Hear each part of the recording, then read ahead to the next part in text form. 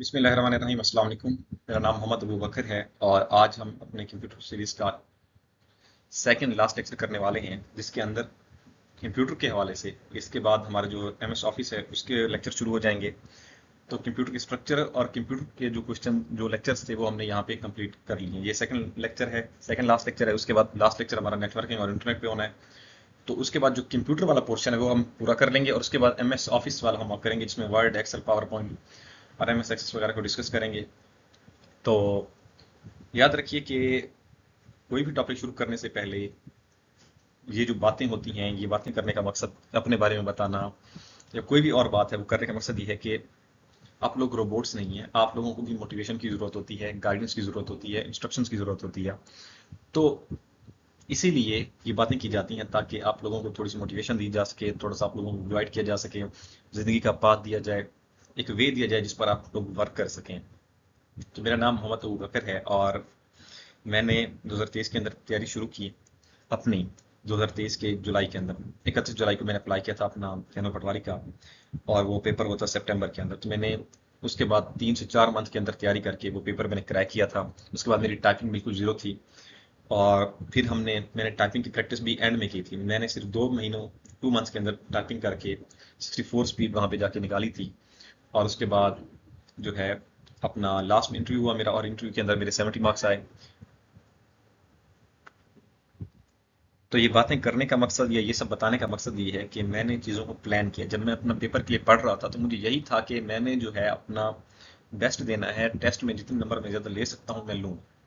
तो मेरे अपने पहले टेस्ट के अंदर ही मेरे 61 मार्क्स आए। और उसके बाद जो है ये जो टेस्ट होता है ये हमारे हाथ में नहीं होता। हम इसमें एफर्ट कर सकते हैं कि कोशिश करें, लेकिन इसको हम पास कर सकते हैं। ये नहीं है कि हम इसको पास नहीं कर सकते या इसमें अपने मेरिट के अंदर नहीं आ सकते। मेरिट के अंदर हम आ सकते हैं, 60 प्लस लेना, 70 प्लस लेना, ये थोड़ा सा ये है कि हमारे हाथ में नहीं होता है।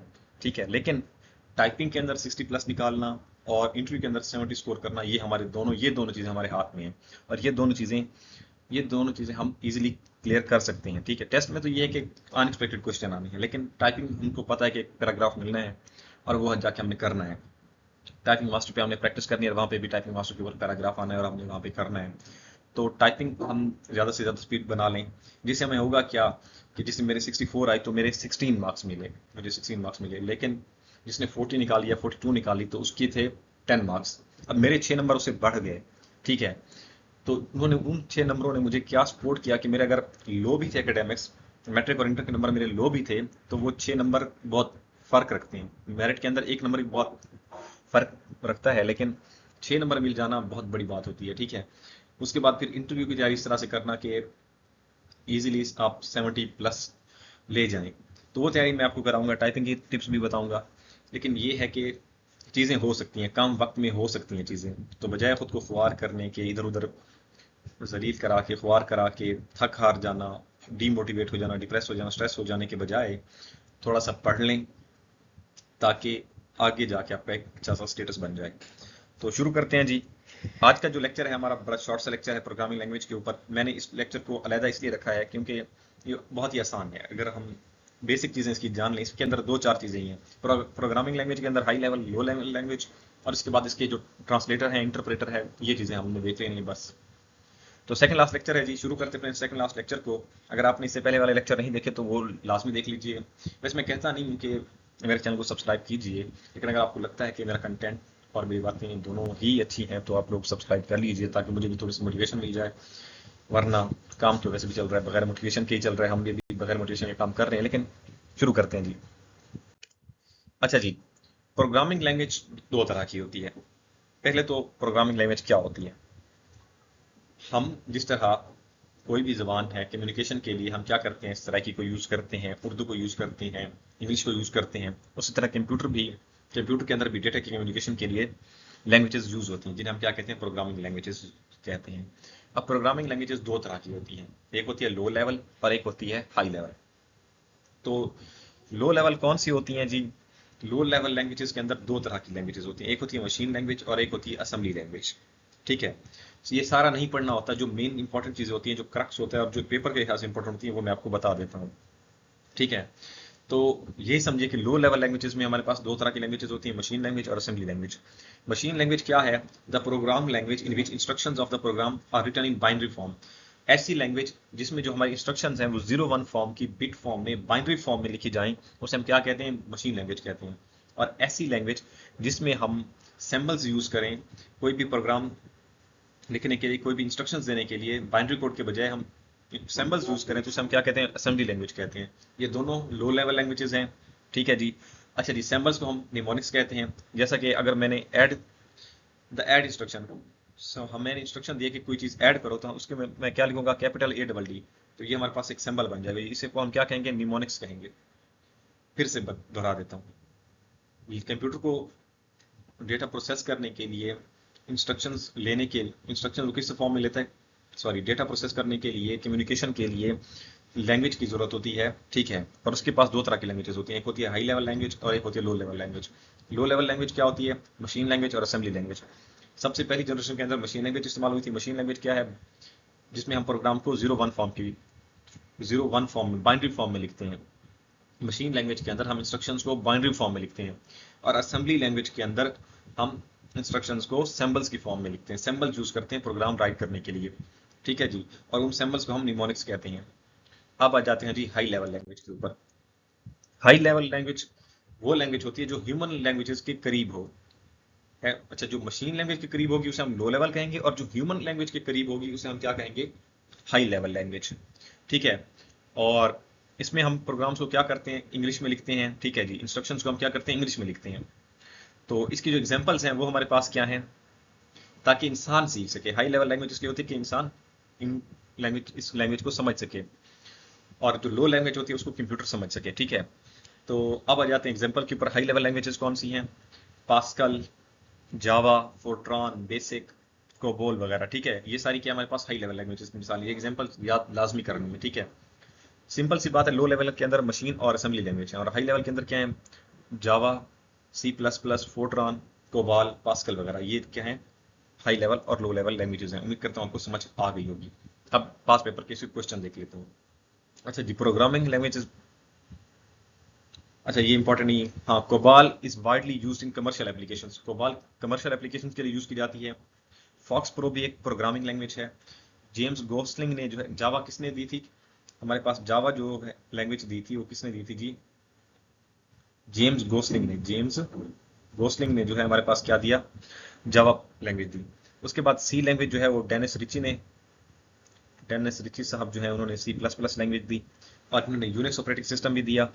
और बेसिक जो है सबसे ईजिएस्ट लैंग्वेज है लर्न करने के लिए। बेसिक को हम प्रोसीजरल लैंग्वेज भी कहते हैं, ठीक है।